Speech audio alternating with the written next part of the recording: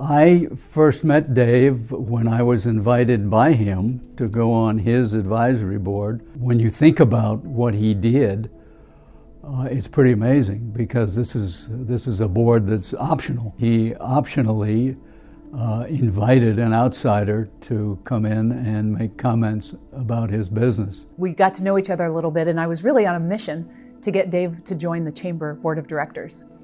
And he said to me early in our conversation, "I'm flattered that you ask, but you don't want me to join your board of directors."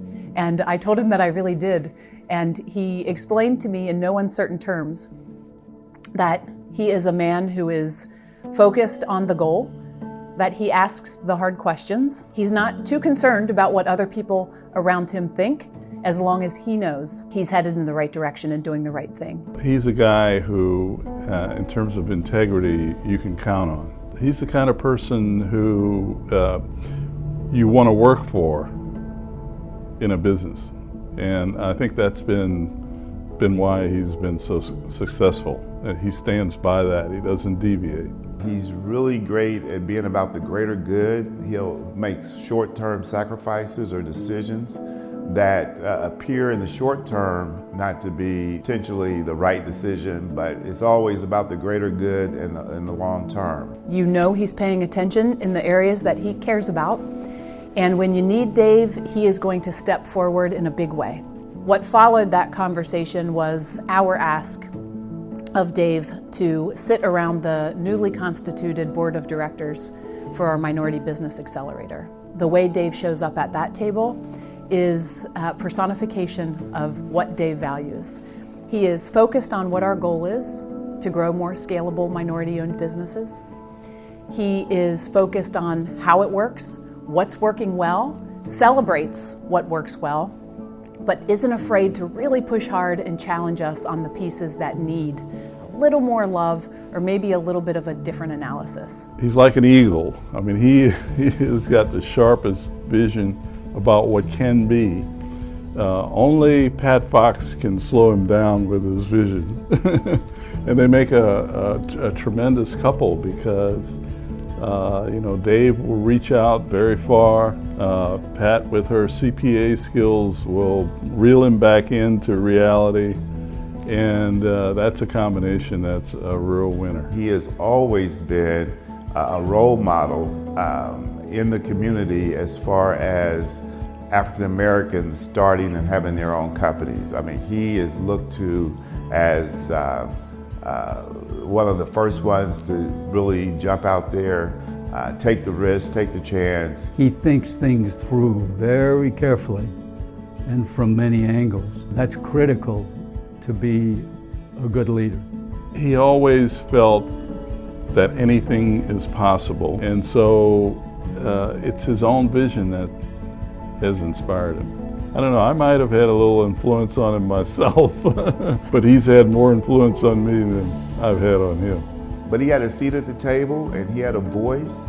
And as a young person, I'm sitting back watching that, not having had a lot of experience in, quote, corporate America, looking at him and saying, okay, I'm in, I'm good, and not having to really think much about whether or not I would be accepted, because part of the great thing about Dave is he was kind of plowing that ground for me, so to speak. So I was able to follow in his wake, and that was very important to me. He is authentically Dave, and he's built his entire business that way.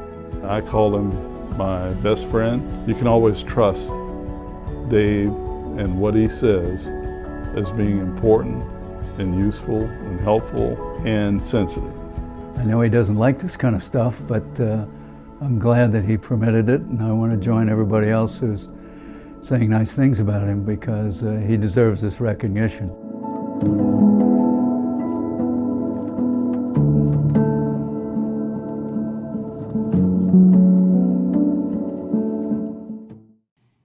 As I get up here, I'm listening to my wife says, okay, now if the technology doesn't work, you got to have a backup.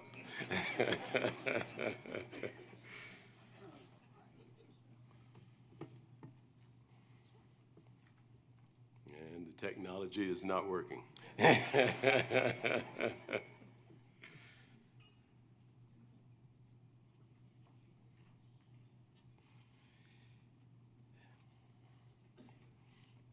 First, let me start by recognizing, well, first let me point out, you guys saw Scott give me a hug. Well, it looked like a love hug, but in reality, what he told me is, if you got 4 minutes, and then I'm going to snatch you off the stage. So first, let me recognize the other laureates, and also the great work of J.A. and the Museum Center. You guys are awesome. I have a lot of stories to tell you guys. However, with Scott's warning about my 4 minutes, I'm going to have to truncate those stories. But I still have those stories to tell.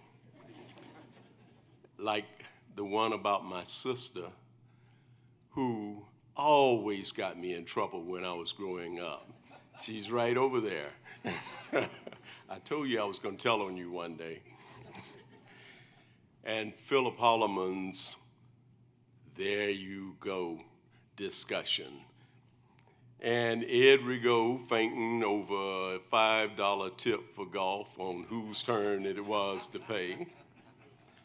And I've got a lot of stories about Dolores and Pat's maneuvering, a ton of stories, but I'm going to have to tell you those stories later. Let me start by modifying a saying, and that saying is, it takes a village to achieve success. The village creates the success, and then one person stands up and takes the credit.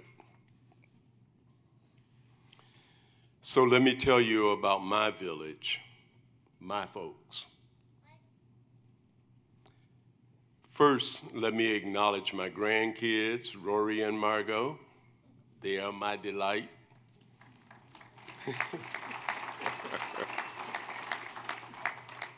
And my daughter, who is a good leader, and I believe she's going to be a phenomenal leader, and I personally want to be a witness of all of her breakout moments.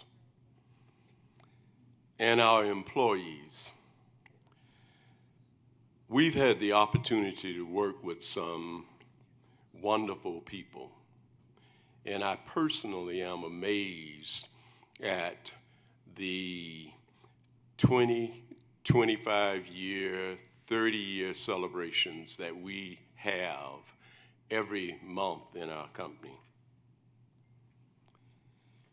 Now a few words about my villagers, my folks that are here tonight. Most critical to me is my wife, Pat, of 52 years.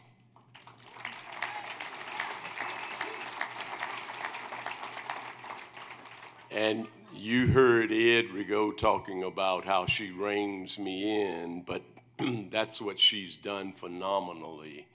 And that is, she's always kept me focused on the most important things, the here and now type of stuff. Because if you know me, you know my visions are down the road quite a bit. And if you don't get the here and now done right, you never get the chance to get to those visions.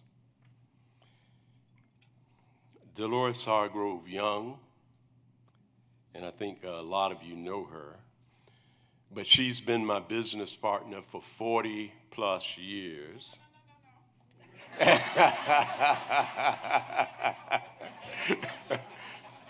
She started when she was 1.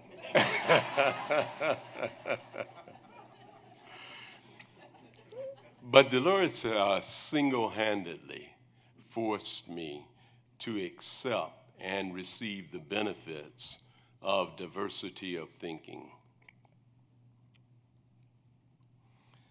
Philip Holloman, who's been my friend since he was a college intern, and he's always freely offered me the one-sentence solutions to my great problems.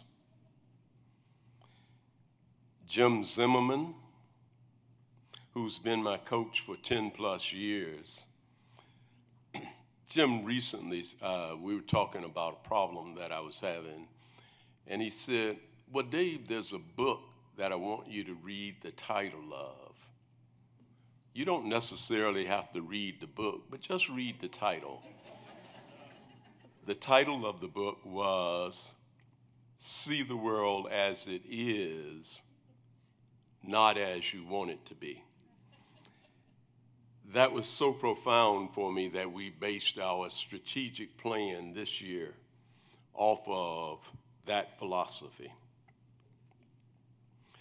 Jill Myers, who's a recent friend of mine, 10 plus years or so, and when you're 100 like me, 10 years, that's recent.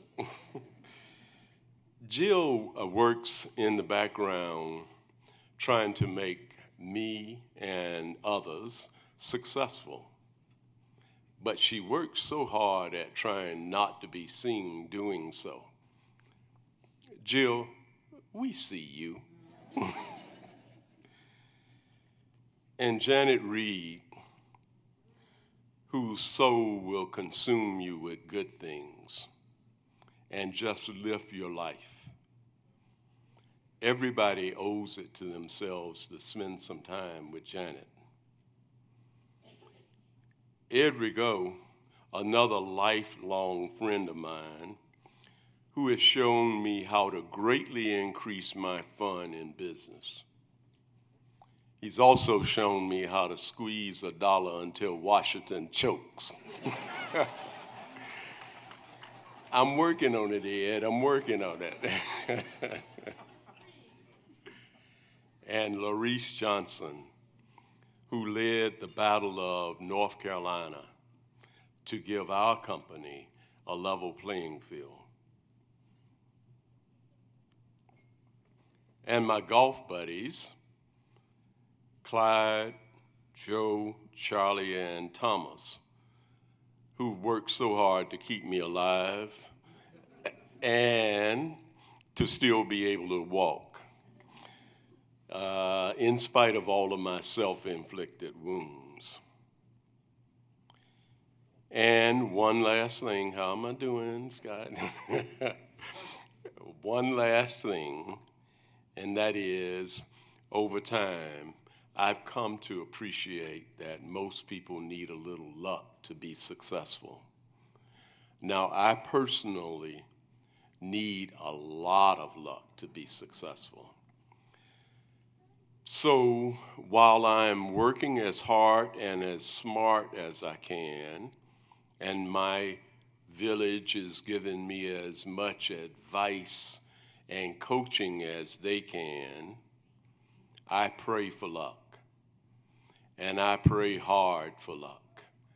I've found that my luck takes way too long to arrive, but as they say, it arrives right on time. And I want folks to remember that everybody needs a source for their luck. And I'm so glad that I've found mine. Thank you. And as Elvis would say, thank you very much.